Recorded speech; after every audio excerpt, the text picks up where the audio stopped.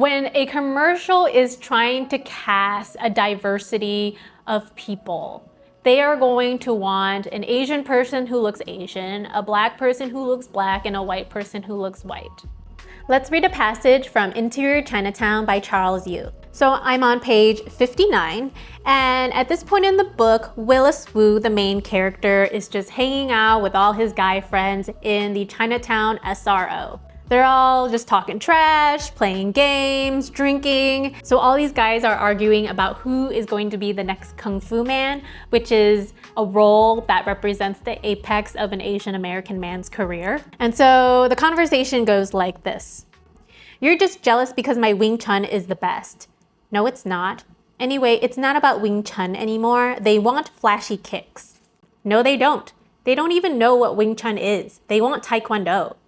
They want Chinese punching and Korean kicks. They don't know what they want. They want cool Asian shit.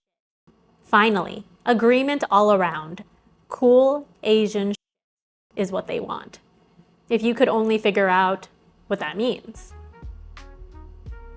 Charles Yu is a mastermind. He was able to distill decades of discourse around cultural reappropriation into the words cool Asian. But that's exactly what it is in the most crass terms possible. It's not about the mastery of Kung Fu. It's not about the discipline and the art of Kung Fu. It's not about the culture of your people. It's about taking the cool and making money off of it. Even Asian Americans are guilty of doing this.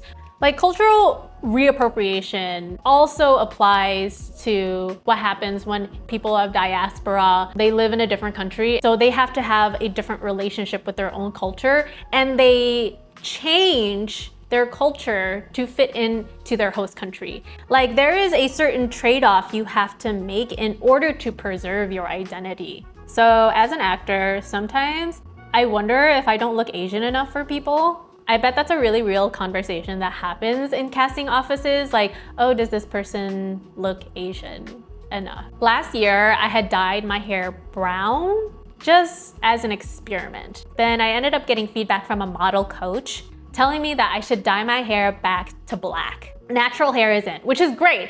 I really appreciate how nowadays there is like a lot more acceptance of diversity and embracing your natural beauty. But in my head,